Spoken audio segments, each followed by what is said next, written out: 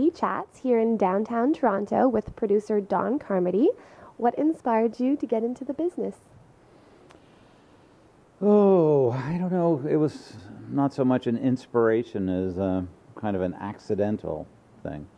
All through high school, I'd been studying art at the Musée des Beaux-Arts in Montreal and had decided that I wanted to be an artist. So I went to my father, who was a corporate attorney, and said, you know, that money we've been putting away for my college education, let's use it as a down payment on a garret where I can paint. Well, that went over like a lead balloon, and he basically told me that if I didn't come back in 2 weeks with a letter of acceptance from some Institute of Higher Learning where I could get at least 2 initials after my name, that was it. I was out the door. So my life drawing teacher at the Beaux-Arts was a guy called Charles Gagnon, who was a very famous artist, and he had been fooling around with film. And he said, oh, well, next year I'm going to be teaching at this place, and I'm pretty sure they give degrees, and you should come with me, and, you know, you like fooling around with film with me, and which I did. I sort of had no idea what he was doing. He would drop colored stuff on black paper and all that, but anyway, so the Institute happened to be Loyola, which did indeed give a graduate degree, and was the only one that did in the country in those days, give a graduate degree in communications. So I went and studied with Charles Gagnon and got into film. Do you have a favorite childhood film that influenced you? Oh, probably Sleeping Beauty and the Wicked Witch. I was like amazed when she turned into a dragon. So, hence my propensity for horror movies, probably. Yeah. And you also have a degree in law from McGill. How did that help you in the future when you became a producer? Well, my first film that went out actually made a fair amount of money for everybody but us. So, and then when I finally, you know, got to some lawyers to read the contracts, they all started laughing and said, you actually signed this? And it was because we didn't understand what we were signing. So I went to law school to learn how to read contracts, basically. My father was thrilled. He thought I'd finally given up all this movie business. And when I graduated, he was like, okay, I've got you a job articling with this judge, and you're going to be over here doing that. And I went, I'm not practicing. I'm going to go back and make movies. So he didn't talk to me for years. So. Did he come around eventually? Oh, yeah. He actually became probably my biggest fan. My mother wouldn't go to the movies with him because, you know, they would go to my movie and he'd stand up in the theater in Florida and go, this is my son's movie, so everybody be quiet. So. What advice would you give to someone who's trying to balance their family and their career? Don't get in the film business.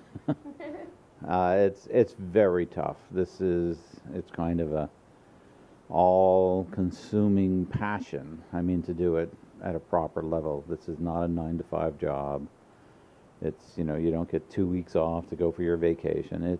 You're constantly working, thinking, where's the next one coming from? A bunch of stuff in development, all of that. It's tough on families. It's, you know, you watch on the Hollywood press all the time the actors who are constantly getting divorced, and they have the easiest job in the movies when it really comes down to it. The least time consuming, but it's really tough. But, you know, it's also very rewarding in many aspects. I mean, you know, I think it's good to be, if you're going to get married or be with somebody in the business so they understand. And you've been nominated for and won basically every award going, including an Oscar for Chicago. What do awards mean to you? Look, it's always nice to be recognized by your peers, because those are the ones that, you know, kind of the most heartfelt, because it's a really cutthroat business. And, you know, to get somebody saying you did a great job from within the industry is quite nice. But I'm also very excited by, you know, we've won the People's Choice Award. I win the Golden Reel Award, it seems like, every second year. And that's for box office, which is really important to me because I like entertaining people, and that means I entertained a lot of people more than any other movie. So that's kind of the one that's the most gratifying in a way. And on that note, what do you think will help make Canadian film more viable at the box office? Well, I think that we just have to recognize that it's an entertainment medium, and we need to pick stories that people want to see. I mean, I cannot tell you how many Canadian movies I watched over the years where I'm just like, I'm pretty sure Canada is only like 30 million people. We can't have that many dysfunctional families. So it's like, God, can somebody please tell a happy story? It's sacrilege, it seems, in the creative community in Canada to try and tell a happy story. But I always try and do it. And, the Canadian perspective is not that different from the American perspective. And they don't go to see dysfunctional family stories either.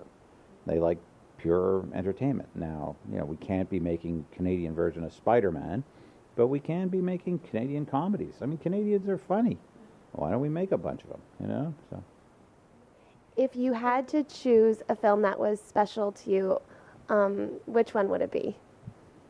That's a question I get asked all the time as well. And some films are harder than others, some make more money than others, but I always like to repeat the words of John Dunning from Cinepix, who was an early mentor of mine. And he said, all these films are like our children, and we dress them up in the best clothes that we can afford, and we send them out in the world, and we just hope somebody loves them. So there's no real favorites. I wish nothing but success for all of them. And, when some don't succeed, I'm disappointed.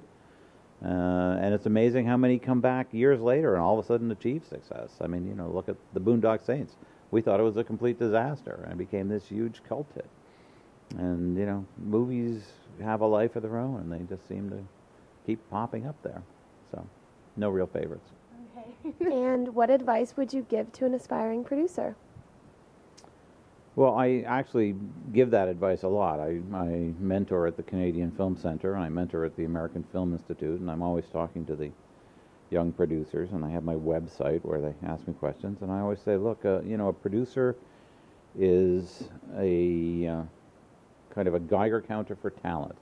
You search out and find talented people, and then you help them get their stories told, or their films made, or their careers on track. And that's really what it is. So you keep your eyes open.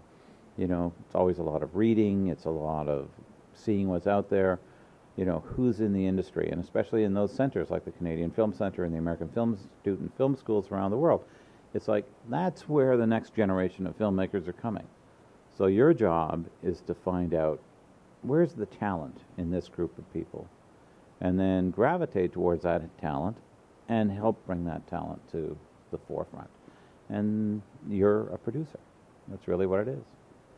And what are some of the projects that you're working on right now that are coming out soon?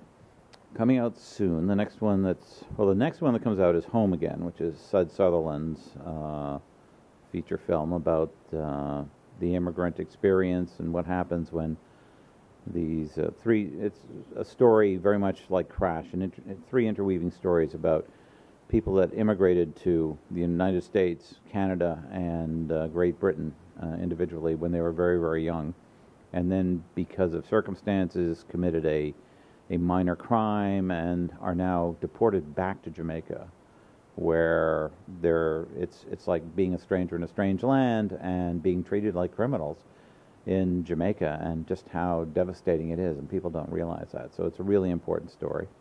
That's coming out in March. And then in August, another one of my big ones, The Mortal Instruments, which is based on a series of best-selling young adult novels, and this is the first one in the series, and with Lily Collins and Jamie Campbell Bower and Jonathan Rhys-Meyers, and we have high hopes for that in August. And then I'm currently in pre-production on Pompeii, which is a 3D disaster movie, kind of Volcano meets The 300, is the way I put it. So big swashbuckling action adventure with gladiators and volcanoes exploding and stuff blowing up. So. Awesome. Well, thank you so much. Congratulations on all of your success, and best of luck in the future. Thank you very much. Thank you.